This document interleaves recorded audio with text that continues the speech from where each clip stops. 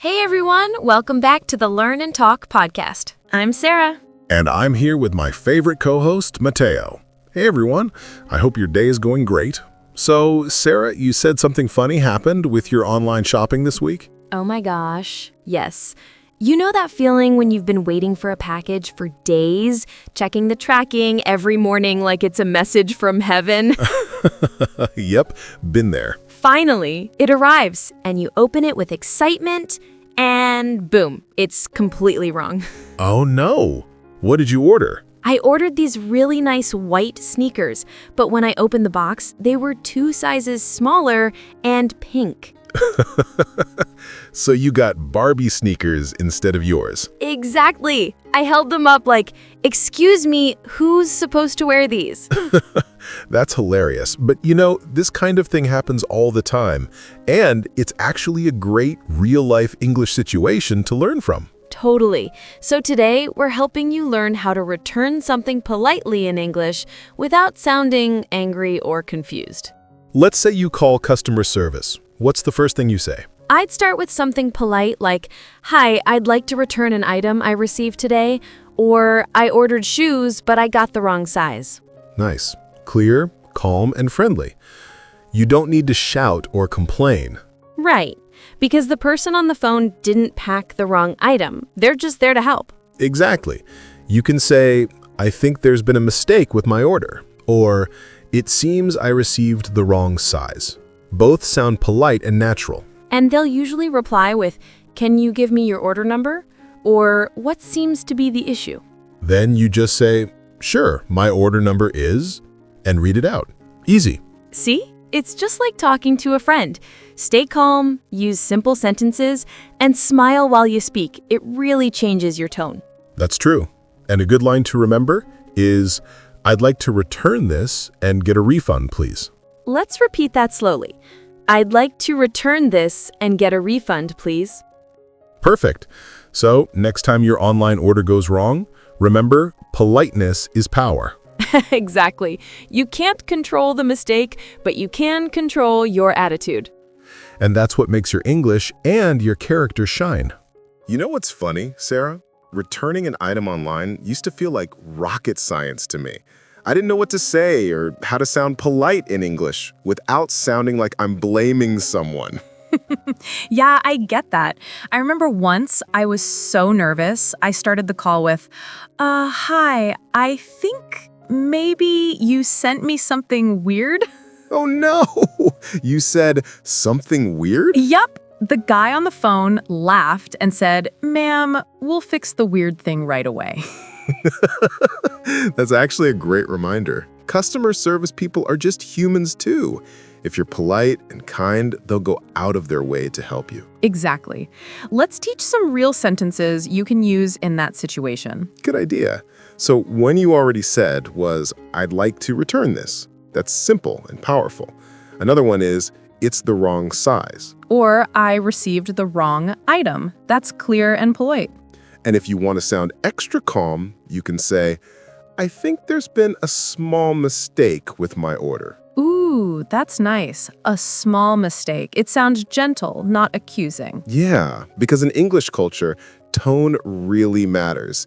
Even when you're frustrated, staying calm shows emotional control and maturity. You can also ask, "Can I get a refund?" or "Can I exchange this for the right size?" Both are super natural. And here's something people forget. Always say please and thank you. It makes the whole call smoother. Totally. Imagine this. 2 people say the same thing. One says, "I need a refund," and the other says, "Could I please get a refund?" Which one would you help first? The second one, every time. Politeness opens doors. Exactly. And sometimes the representative might say, "Could you please send a photo of the item?" In that case, you can reply, "Sure, I'll email it to you right now." Short, clear, cooperative. You know, I think learning English this way through real-life problems makes it so much more natural. Totally. Because you're not just learning words, you're learning attitude. Yeah, like patience, kindness, calmness, all hidden inside those small English sentences. It's true. Sometimes returning a wrong item can return something better. Your peace. You know, Mateo, I actually had a real experience like this last year. I ordered this beautiful pair of shoes online, perfect color, perfect design, but when they arrived, they looked like clown shoes. Clown shoes? Seriously? I'm not kidding. They were 2 sizes bigger than what I ordered. I opened the box and thought, God, who are these for? Bigfoot? That's hilarious. What did you do then? Honestly, my first reaction was frustration. I'd been waiting a week, and now I had to deal with the whole return process. But I took a deep breath and reminded myself, getting angry wouldn't fix it. That's such a real moment, because we all face that. It's not just about English, it's about patience. Exactly. So I called the customer service line. The guy answered with, "Hi, this is Mark from Shoe Zone. How can I help you today?" And I said, "Hi, Mark. I think I received the wrong size for my order. I'd like to return it." Smooth, simple and polite. Yeah, and he said, "Oh, I'm so sorry for the mix-up. Could you please send us a photo?" So I replied, "Sure, I'll email it to you right now." And you know what? He was so nice. He even arranged free pickup. Wow, that's actually impressive. Yeah, and I realized something. The way you talk shapes the response you get. Because if I had started that call with anger, it might have gone differently. True. That's a big life lesson too, right? In any language, not just English. Absolutely. Your words carry energy. Please, thank you, no worries. These small phrases create calm energy, even in small problems. I love that. And for English learners, this is gold, because you're learning not just the grammar, but the emotion behind the words. Right. Like when you say, "It's okay." It's not just vocabulary, it's emotional control. I like how you handled it, Sarah. Calm, polite, and still funny about it. Well, now it's funny. Back then, I just wanted my shoes. But it taught me that patience in small things prepares you for bigger moments. That's beautiful. Sometimes the real lesson isn't in the refund, it's in how you respond. You know, Sarah, this whole story about returning a pair of shoes sounds small, but there's something really deep hidden inside it. I felt that too, because it's never just about shoes or refunds or customer service. It's about how we handle the little tests that come our way. Exactly. Life doesn't always test us with big tragedies. Sometimes it's small annoyances like a wrong size, a late delivery, or a bad day that show us who we really are. I remember when I was on that call, I literally wanted to scream at first, but something inside me said, breathe, be kind. It was like a small whisper from God reminding me, this is your practice for bigger challenges. Wow, that's powerful. Because if we can stay calm when something small goes wrong, we're actually building emotional strength for the moments that really matter later. Yes, and patience isn't something that magically appears when life gets hard. It's something you build, moment by moment, one phone call, one mistake, one small disappointment at a time. That's such a good way to put it. I always say every small problem is a training ground for peace. If you can stay kind when you don't get what you want, you're already growing. Exactly. I think God uses even wrong orders to teach right attitudes. That should be a quote.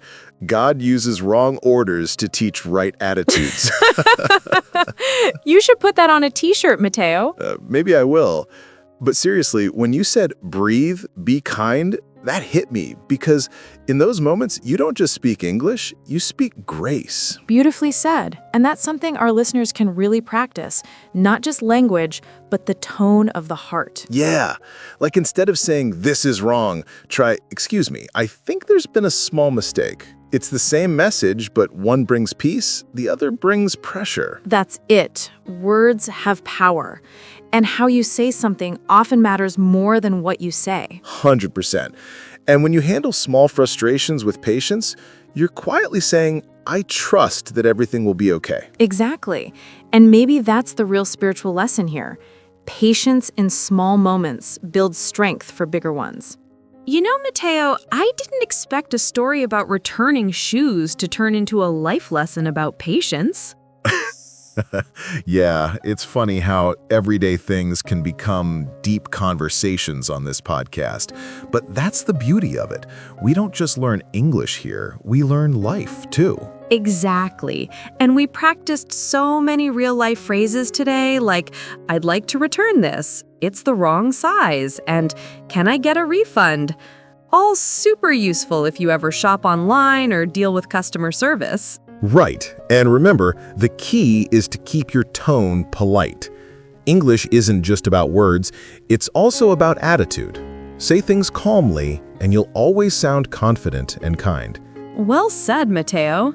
So listeners, here's a quick challenge for you. Try using one of these sentences this week, maybe in a real call or even just while practicing at home.